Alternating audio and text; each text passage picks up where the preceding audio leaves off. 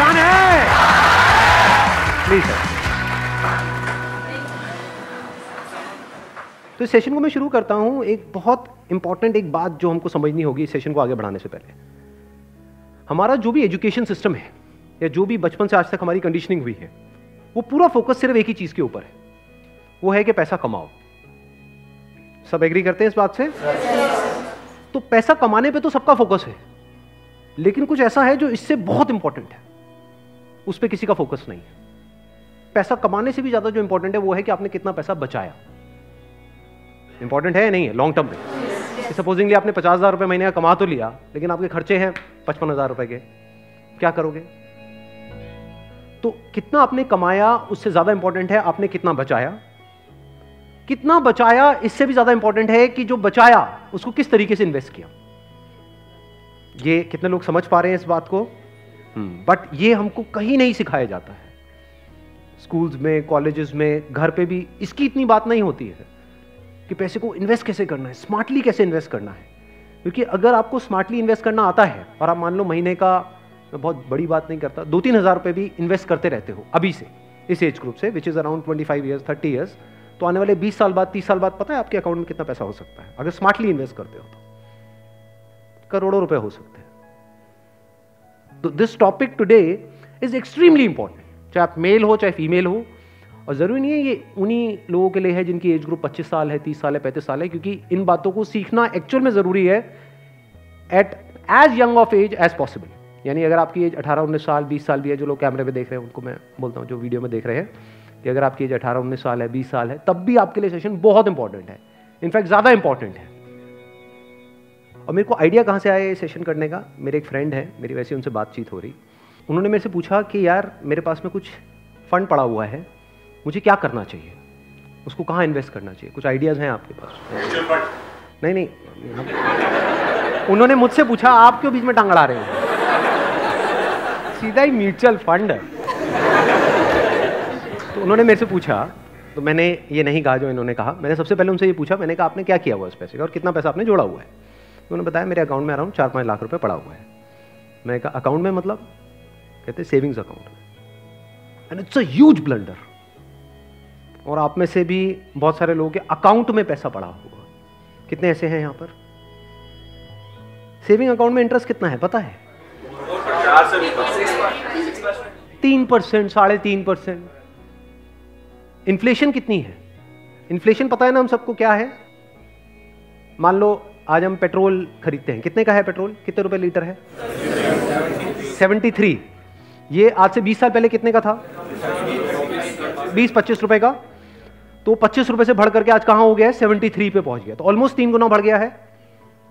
तो अगर वो पैसा आपके सेविंग अकाउंट में पड़ा होता तो क्या वो 3 गुना बढ़ जाता? तो आप लॉस में हो। समझ गए? इन्फ्लेशन का जो रेट है अप्रॉक्सीमेटली आप कह सकते हो 6% के आसपास मान लेते हैं, वो वेरी करता रहता है। बट अगर 6% इन्फ्लेशन है और 3% आप अर्न कर रहे हो उस पैसे पे, तो आप कमा नहीं रहे हो, आप गंवा रहे हो, क्योंकि उस पैसे की वैल्यू कम होती चली जा रही है और आप खुश हो रहे हो कि मैं पैसा जोड़ रहा हूं। आप जोड़ नहीं रहे हो, आप बेवकूफी कर रहे हो। तो इस तरह की कुछ चीजें हैं जो हमको सीखनी बहुत जरूरी है। और जैसे मैंने उनको ये बात बोली तो it was a surprise for him. मैंने कहा ये पैसा सेविंग्स में क्यों पड़ा है, इसकी एफडी क्यों नहीं कराई? क्योंकि एफडी में एटलीस्ट 7% इंटरेस्ट है। कहता मैंने कभी सोचा ही नहीं ऐसे, मेरे को किसी ने बताया ही नहीं इसके बारे में, कभी सिखाया ही नहीं। और ये कोई छोटी प्रॉब्लम नहीं, बहुत बड़ी प्रॉब्लम है। मैंने कुछ कैलकुलेशंस करी, फिर उनको मैंने बताया। मैंने कहा अगर सिर्फ इतना सा स्टेप हमने उठा लिया ना, इतना सा जो कुछ भी नहीं है, कुछ घंटे का है, कि जो सेविंग में पड़ा है उसकी एफडी करानी है। एफडी भी अलग अलग ड्यूरेशन की करा दी। कुछ जो हमको पता है कि अभी इमीडिएटली काम नहीं आना है, उसकी मान लो 3 साल की करा दी। कुछ लगता है इमीडिएटली काम आना, तो 6 महीने की एफडी करा दी। अगर इतना सा भी हमने स्टेप उठा लिया तो अगले आने वाले 20 साल बाद कितने का फर्क पड़ जाएगा? Any idea? लाखों रुपए का फर्क पड़ेगा, कम से कम 20 लाख रुपए का फर्क पड़ेगा आने वाले 20 से 25 साल में। तो मैंने कहा वो जब 20-25 लाख आएंगे, अब ये करोगे तो हो ही आप, जो मैंने बताया है, तो उसमें से कुछ थोड़ा इधर भी दे देना भाई। आपने कितना पैसा कमाया उससे इंपॉर्टेंट क्या है? कितना बचाया। अब पैसे को बचाते कैसे हैं? पैसे को बचाना मतलब हम क्या समझते हैं? खर्चे कम करो, बस ये तो हमको समझ आता है कि सब्जी वाले से लड़ते रहो, रिक्शे वाला 10 रुपए नहीं भैया 8 रुपए ही दूंगी मैं, तो बचा लो 2 रुपए। इसकी मैं बात नहीं कर रहा हूं, मैं बात कर रहा हूं थोड़ी बड़ी गेम की, जहां पे हम कुछ बेवकूफ़ों वाले स्टेप्स उठाते हैं और अपना करोड़ों का नुकसान कर बैठते हैं। मैं 2-3 रुपए की, 5 रुपए की बात नहीं कर रहा हूं। जो आज देखने में हजारों लग रहे हैं वो आने वाले टाइम की करोड़ों है। याद रखना मेरी इस बात को। हजारों लाखों बन जाते हैं कुछ साल बाद और लाखों करोड़ों बन जाते हैं कुछ साल बाद, अगर हमने स्मार्टली इन्वेस्ट किया तो। अब बताता हूं आपको एक बहुत बड़ी गलती जो हम सब कर रहे हैं। आप में से कितनों ने इंश्योरेंस कराई हुई है? कौन सी इंश्योरेंस कराई हुई है? कितनों ने एंडोमेंट वाली कराई हुई है? कितनों को तो, एक मिनट, जिन्होंने इंश्योरेंस कराई हुई है कितनों को पता ही नहीं उन्होंने कौन सी कराई हुई है? करो, हाथ ऊपर करो। अरे वाह, वाह जी वाह। कितने हैं जिन्होंने एंडोमेंट कराई हुई है? एंडोमेंट पता है क्या होती है? कि आपने हर साल का इतना एक एक्स अमाउंट दिया, मानो 20-30 हज़ार रुपए दिया, और 10 साल बाद, 20 साल बाद आपको इतने लाख रुपए मिल जाएगा। उसको एंडोमेंट बोलते हैं। वही कराई इसमें, हाँ वही कराई है सर।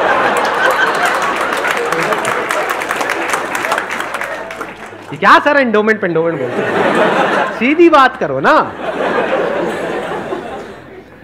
इंश्योरेंस का मतलब लोग यही समझते हैं इंडिया में कि हर साल का इतना पैसा जाना है, इतना प्रीमियम जाएगा, 20,000, 30,000, 40,000, और 20 साल बाद आपको इतने लाख रुपए मिल जाएगा। मान लो 20 लाख रुपए मिल जाएगा। ये सुनने में बड़ा अट्रैक्टिव लगता है। बेवकूफों वाला स्टेप है ये। कितनों ने टर्म इंश्योरेंस कराई हुई है? हार्डली 3 या 4 या 5 लोग। कमाल जी कमाल। देख लो कितना बड़ा ब्लंडर है ये अभी आप सपने में भी नहीं सोच सकते। और ये आपको कोई नहीं बताएगा, ना कोई बैंक वाले बताएंगे, ना कोई इंश्योरेंस एजेंट बताएगा, ना आपका कोई दोस्त बताएगा, क्योंकि जब पैसा बीच में आ जाता है तो यारी दोस्ती सिर्फ नाम की होती है। दारू पी रहे हो, ओ तुम मेरा भाई है, मैं तेरे साथ में कभी कुछ गलत नहीं कर सकता, ले तू एंडोमेंट करा, ओ तुम मेरे पे छोड़ दे यार। और आपको पता ही नहीं आपका कितना बुरी तरीके से कटा है। तो अब ध्यान से समझना, ये जो टर्म इंश्योरेंस है ये आपको कराने के लिए कोई नहीं बोलेगा। क्यों? क्योंकि इसमें जो इंश्योरेंस एजेंट है उसको पैसा ना के बराबर मिलेगा। जो एंडोमेंट प्लान्स होते हैं, जो यूलिप्स होते हैं, उसमें उनको अच्छा खासा कमीशन मिलता है, कुछ केसेस में 30% तक भी मिलता है। अगर आपने मानो 20,000 की इंश्योरेंस कराई तो 30% कट गया आपका। आपका कट नहीं गया है, पैसा आपका कट गया है। 6,000 रुपए गया। अगर 6,000 रुपए वैसे कहीं पे खो जाते हैं या नहीं मिलते हैं या कोई लेकर के आपसे भाग जाता है, कितने दिन तक टेंशन रहती है? मजे की बात क्या है, आपको पता ही नहीं है कि आपके साथ क्या हुआ है। ये जो टर्म इंश्योरेंस होती है इसमें ना के बराबर कटता है। इसमें बस एक पॉइंट होता है जिसको सुनते ही आप लोगों को झटका लगेगा, जिनका कन्वेंशनल माइंडसेट है। टर्म इंश्योरेंस क्या होती है कि आप इतना पैसा देते रहो, मानो आपने 10 साल दिया, 20 साल दिया, 30 साल दिया, 30 साल बाद आपको 1 रुपए भी वापस नहीं आएगा। ओ सर, ये क्या सर, वापस नहीं आएगा तो फायदा क्या है? इंश्योरेंस किस लिए होती है? किस लिए होती है? कि कल को आपको कुछ हो जाए। ये बेसिक सी बातें बता रहा हूं आपको, ये नहीं पता है लोगों को। अभी देख लो कितनों ने हाथ उठाया था। बेसिक सी बात समझो, इंश्योरेंस का जो मतलब होता है वो होता है कि अगर आपको कुछ हो गया तो आपकी फैमिली को इतना पैसा मिल जाए कि उनको टेंशन ना हो। मान लो आप अर्निंग मेंबर हो फैमिली में, आप महीने का मान लो 30,000 कमा रहे हो, 40,000 कमा रहे हो, तो इंश्योरेंस का मतलब क्या है कि अगर आपको कुछ हो जाए तो आपकी फैमिली को इतना पैसा मिलना चाहिए कि उनके पास 40-50,000 रुपए आता रहे। ये जो पॉलिसीज होती हैं, एंडोमेंट, यूलिप और ये सब जितनी भी होती हैं, इसमें कवर बहुत कम होता है। कवर का मतलब समझते हैं हम? कवर मतलब लाइफ कवर, जितने की कवरेज हुई है। कि अगर आप मानो 50,000 का प्रीमियम दोगे तो आपको कवरेज मिलेगी, अलग अलग प्लान में अलग अलग होती है, मान लो 10 से 20 लाख रुपए की। मान लो अगर आपको 20 लाख रुपए मिल भी गया आपकी फैमिली को आपके जाने के बाद में, अगर आप साल का 50,000 दे रहे हो तो इसका मतलब अच्छा खासा कमा रहे हो, मान लो लाख रुपए महीने का कमा रहे हो, तो क्या उस 20 लाख रुपए में आपकी सारी जो भी फैमिली की प्रॉब्लम्स है वो सारी सॉल्व हो जाएगी? तो करा क्यों रहे हो ऐसी इंश्योरेंस? बस लालच, कितने साल बाद इतना पैसा मिलेगा? 20 लाख को अगर आपकी फैमिली आपके जाने के बाद में बैंक में रखती है, वहां से कितना इंटरेस्ट आएगा? मान लो 7% भी आ जाता है। 7% कितना होता है? 1,40,000, 20 लाख पे महीने का कितना हुआ? 12,000 रुपए महीना। चलो 1 लाख भी हटा देते हैं। अगर आपकी सैलरी 50,000 थी तो क्या 12,000 रुपए महीना बहुत है आपके लिए, आपकी वाइफ के लिए, आपके बच्चों के लिए, आपके मदर फादर के लिए, सबके लिए बहुत है? बिल्कुल। तो फिर ऐसी इंश्योरेंस हम क्यों कराते हैं? क्योंकि हम इन चीजों में कभी दिमाग ही नहीं लगाते हैं। कोई और हमारे लिए दिमाग लगा रहा होता है, कोई एजेंट या फिर बैंक वाले फोर्स कर रहे होते हैं। आजकल ये नया ट्रेंड चल गया है कि आपके बैंक अकाउंट में थोड़ा सा भी पैसा पड़ा होगा तो बैंक से फोन आ जाएगा। हो रहा है ऐसा है? नहीं हो रहा है कि क्यों रखा हुआ है, ये करा लो ना, वो करा लो ना। अब वो क्या करवाने को बोलेंगे आपको, जिसमें आपका फायदा है, जिसमें उनका फायदा है। इस बेसिक सी चीज को समझ लो। तो टर्म इंश्योरेंस के लिए आपको कोई नहीं बोलने वाला। उल्टा अगर आप बोलोगे तो वो लोग मना ही करेंगे, आपको कहेंगे इसमें मिलना तो है नहीं, फायदा क्या है। अब टर्म इंश्योरेंस का फायदा समझो। यहां पे आपने एंडोमेंट में, यूलिप में कितना दिया? 50,000 साल का, और मिला कितना? कवर कितने का है? 20 लाख का मैक्सिमम। कई कई केसेस ऐसे भी हैं जहां पे 50,000 आपने दिया और 10 लाख का कवर है। 10 लाख रुपए कुछ भी नहीं है अगर कुछ आपको हो जाता है तो। अब वहां पर क्या है? 10,000 रुपए आप देते हो साल का, और कवर कितना है? 1 crore. 1 crore approximately, depends upon the age. But 1 crore का आपको कवर मिला। 10,000 रुपए आपने साल का दिया, 1 करोड़ अगर उन्होंने बैंक में भी रखा तो कितना आया? 7 लाख रुपए साल का आया। महीने का कितना हुआ? अराउंड 60,000। बहुत है। अगर आप 50,000 रुपए कमा रहे हो, बल्कि 10,000 ज्यादा दे दिए। अगर आप मैं वही बोलने ही वाला था कि अगर आप जरूरत से ज्यादा लड़ते हो घर में तो आपके घर वाले खुश होंगे। चलो एक काम तो अच्छा किया जिंदगी में। तो अगर आपका बजट 50,000 का है इंश्योरेंस कराने का, तो 10,000 आपने कराई टर्म इंश्योरेंस, बिना ये सोचे कि मेरे को वापस कितना मिलेगा, क्योंकि वापस मिलने के लिए इंश्योरेंस नहीं है। इंश्योरेंस है लाइफ कवरेज के लिए। टर्म इंश्योरेंस मतलब क्या? कि आप उतना ही पैसा दे रहे हो जितने का आपको लाइफ कवर चाहिए। सिंपल। मान लो आप लाख रुपए महीने का कमा रहे हो, तो आपको कितने की पॉलिसी चाहिए? 2 करोड़। 2 करोड़ की। 2 करोड़ के लिए कितने का प्रीमियम जाएगा साल का? 20,000 रुपए। बस, इससे ऊपर 1 रुपए भी देना इलॉजिकल है। इसको बोलते हैं पैसे को बचाना। और वैसे अगर आपको 2 करोड़ की कवर चाहिए एंडोमेंट पॉलिसी में, तो कितने का प्रीमियम देना पड़ेगा साल का? 10 से 20 लाख रुपए साल का आपको प्रीमियम देना पड़ेगा। मतलब जितना कमा रहे हो उससे ज्यादा देना पड़ेगा। समझ गए क्या हो रहा है? जो कमा रहे हो वो सारा इंश्योरेंस में ही जाएगा, तब जाकर के एक ढंग का कवर मिलेगा आपको। जब मैंने भी अपने घर में बात करी टर्म इंश्योरेंस कराने की अपनी, तो उन्होंने सबसे पहली चीज यही पूछी, मेरे जो फादर है, कि ठीक है ये तो समझ आता है कि इतना पैसा जा रहा है, 20 साल बाद कितना मिलेगा? मैं कुछ नहीं मिलेगा। मैं कहा हाँ अगर कुछ हो गया तो मिलेगा। कहता अरे नहीं नहीं बेटा ये क्या बात कर। मैं कहा इसीलिए होती है इंश्योरेंस पॉलिसी, मिलेगा। इस तरह से आप ज्यादा से ज्यादा कवर ले सकते हैं। Health insurance sir? Health insurance is must. आज के टाइम में बहुत जरूरी है। नहीं तो होगा क्या? आपने पैसा बचाया, मान लो बहुत एफर्ट किया, बहुत मेहनत करी, पता नहीं क्या क्या करा, और एक एक्स अमाउंट आपने बचा भी लिया। 10 साल 20 साल काम करके मान लो 10-20 लाख रुपए आपने बचा लिया, किसी तरीके से सेव कर लिया। और अगर कोई बीमारी हो गई तो कितनी देर लगेगी उस पैसे को खत्म होने में? हफ्ता, 10 दिन, 15 दिन। कितने लोग प्रैक्टिकली मेरी इस बात से रिलेट कर पा रहे हैं? सब कर पा रहे हैं। और कितनों ने हेल्थ इंश्योरेंस कराई हुई है? रिलेट सारे कर पा रहे हैं, लेकिन हार्डली आधे लोग ऐसे हैं जिन्होंने एक्चुअल में अपनी हेल्थ इंश्योरेंस कराई हुई है। और हेल्थ इंश्योरेंस भी मुझे लग रहा है ज्यादातर ने तो नाम के लिए करा रखी होगी। कितना कवर है? क्योंकि अगर आप कवर ज्यादा भी लेते हो तो प्रीमियम आपको बहुत ज्यादा नहीं देना पड़ता है, मार्जिनली एक्स्ट्रा होता है। उसमें आपकी पूरी फैमिली कवर हो जाती है। मतलब आप, आपकी वाइफ, आपके बच्चे सारे कवर हो जाते हैं। इसको आप हेल्थ इंश्योरेंस कहो, मेडिकल इंश्योरेंस कहो, मस्ट है ये होनी ही चाहिए। ज्यादातर ऐसे केसेस में क्या होता है, जिन्होंने कोई हेल्थ इंश्योरेंस अपनी नहीं कराई होती है, क्योंकि अब छोड़ तो सकते नहीं उस पर्सन को जो हमारे साथ में है, या खुद अगर कुछ हो गया तो अब अपने आप को ये तो नहीं कह सकते कि हाँ मर दें। तो ऐसे में क्या होता है, एक तो सेविंग्स आपकी खत्म होती है बड़ी तेजी से, दूसरा क्या खत्म होता है, और क्या होता है? लोन लेना पड़ेगा, उधार लेना पड़ेगा। उस उधार को चुकाने का मतलब क्या है कि आप कभी जिंदगी में दोबारा सेव कर ही नहीं सकते। समझ रहे हो ये प्रॉब्लम कितनी बड़ी है और कितनी कॉम्प्लिकेटेड है ये, कि मतलब जिंदगी में कभी आप पैसा जोड़ ही नहीं पाओगे, क्योंकि जो कमाओगे अब वो सारा उधार चुकाने में लगता रहेगा। या तो आप लोन लोगे बैंक से, या अपने किसी दोस्तों से, यहां से वहां से, जिससे भी लोगे, और नहीं दोगे उनको वापस तो दोस्ती खराब करोगे। और एक और जब बात यहां तक आई है तो एक और चीज, एक और गलती हम करते हैं, we want to make quick money. उससे हमेशा बच करके रहो। जहां भी क्विक मनी की बात हो रही हो, भैया इतना पैसा लगा दो, इतने टाइम में इतना पैसा मिल जाएगा, ये हो जाएगा, वो हो जाएगा, वहां से भाग जाओ, उल्टे हो जाओ और भाग जाओ वहां से, रुकना मत गलती से भी। ऐसी बहुत सारी स्कीम्स चल रही हैं मार्केट में, अनलिमिटेड, और करोड़ों लोगों ने अपने पैसे गंवाए हैं इन चक्करों में। अब आते हैं एक दूसरे एस्पेक्ट पे कि चलो हमने स्मार्टली पैसे को जोड़ा। कब जोड़ा? जब फालतू की जगह पे हमने पैसे को ब्लॉक नहीं किया।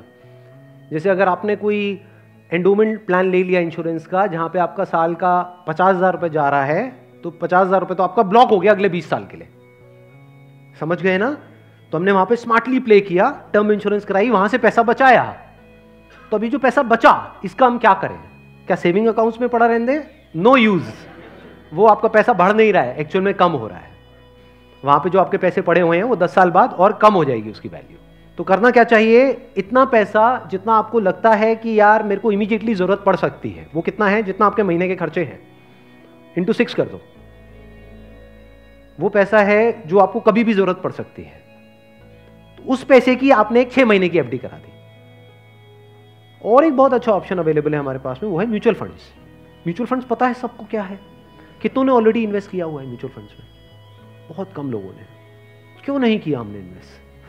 पता ही नहीं है। नंबर 1 करेक्ट इंफॉर्मेशन नहीं है। नंबर 2 हम डरते हैं, हमें लगता है म्यूचुअल फंड भी कोई स्कीम है कि पैसा इकट्ठा किया और कल को अगर भाग गए या बंद हो गया तो पता नहीं क्या होगा।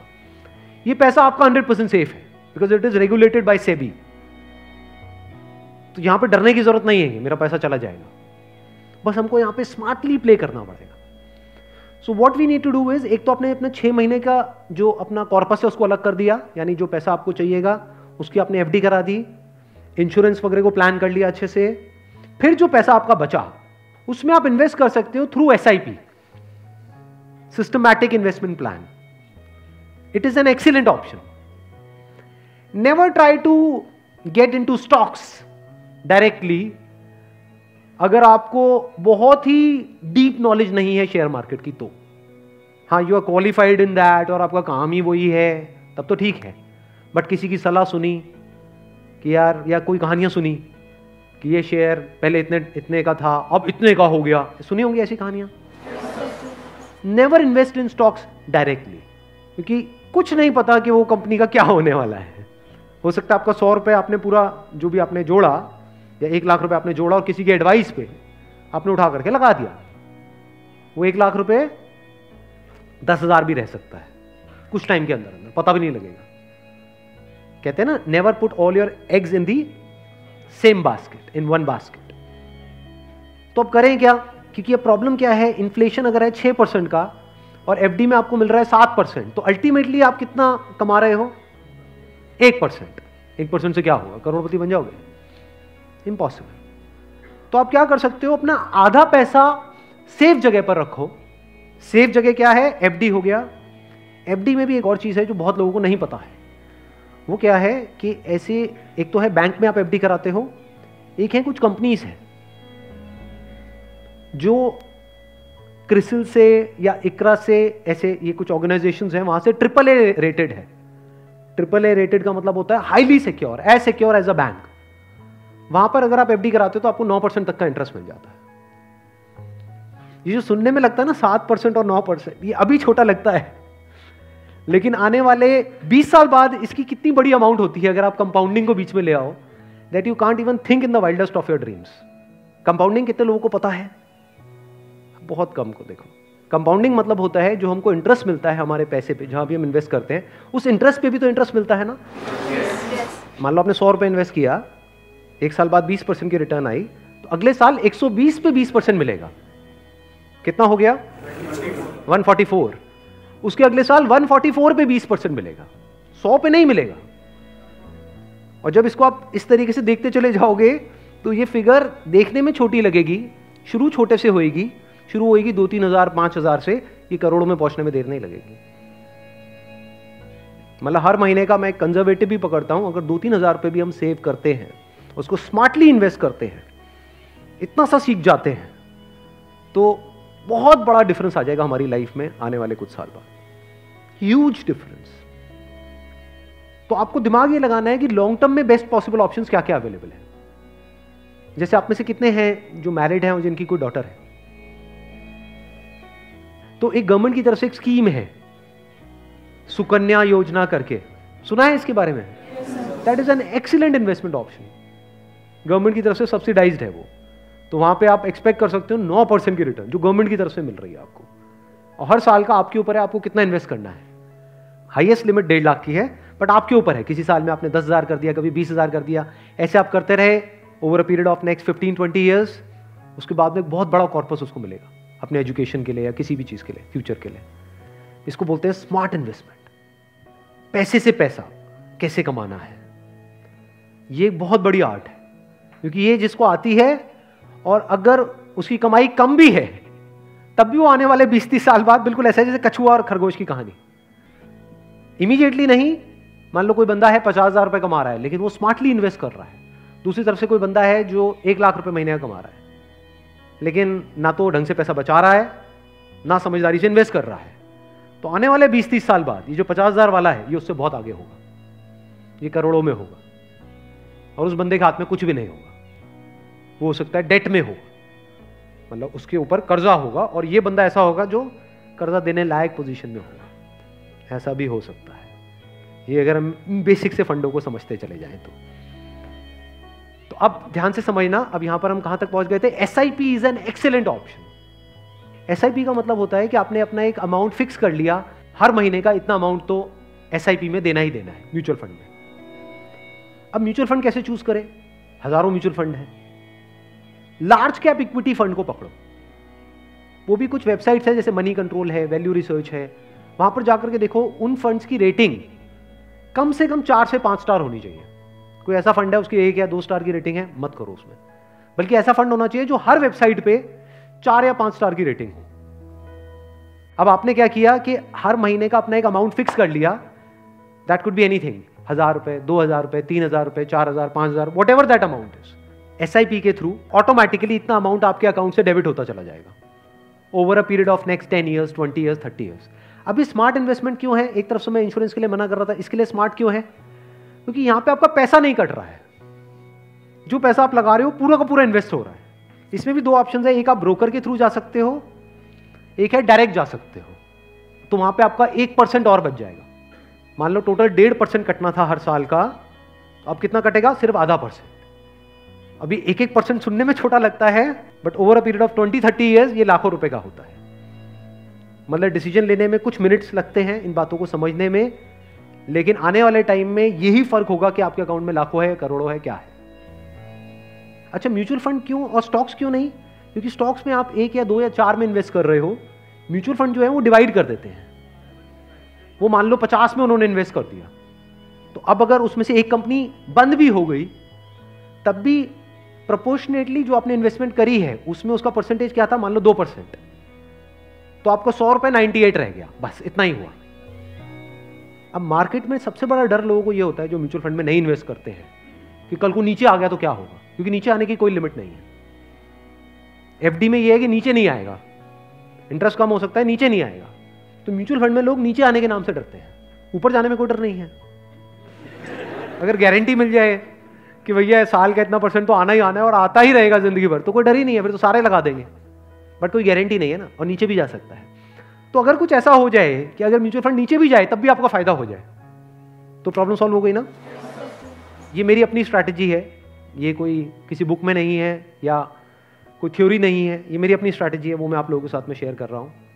आपको क्या करना है? मोटा मोटा स्टॉक मार्केट को ट्रैक करना है, हफ्ते में 1 दिन देख लो कि अभी कितने पे चल रहा है। मान लो एक पीक है, पीक अभी मान लो 40,000 है, अभी मार्केट चल रहा है अराउंड कितना?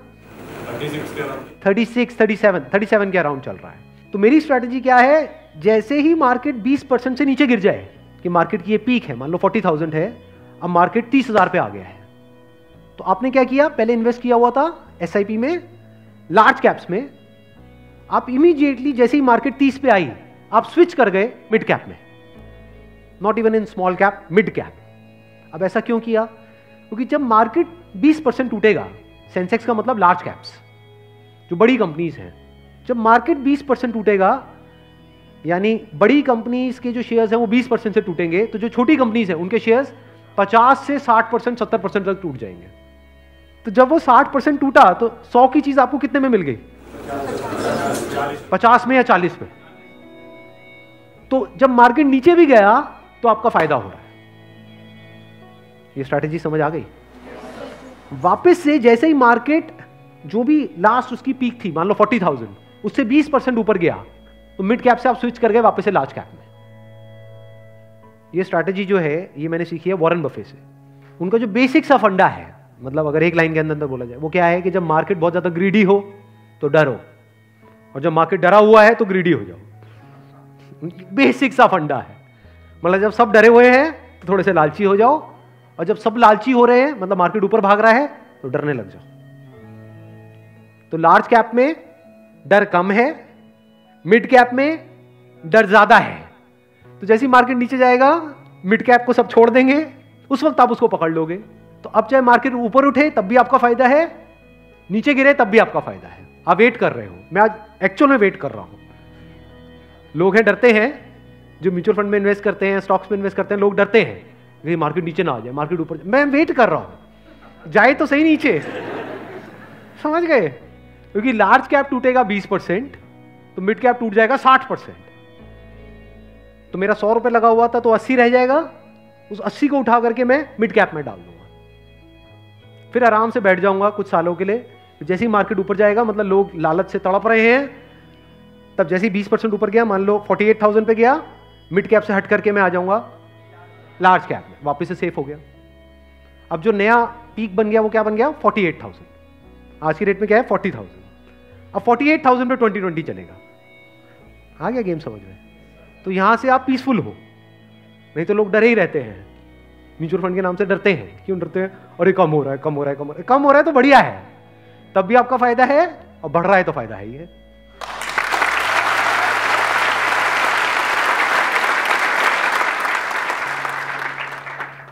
समझ गए? ये बेसिक सा फंडा है, हमेशा याद रखना। मतलब मासिस की जो साइकी है उससे आप कुछ अलग करोगे तभी आपके साथ कुछ अलग होगा, नहीं तो पूरी मार्केट रो रही होगी, आप भी बैठ करके रो रहे होंगे। अरे टूट गया, टूट गया, टूट गया, टूट गया, अरे गिर गया, गिर गया, गिर गया, गिर, मैं बर्बाद हो गया, मैं बर्बाद। बर्बादी में भी आपका जश्न होगा अगर इस तरह से आप समझ पा रहे हो तो। Thank you so much.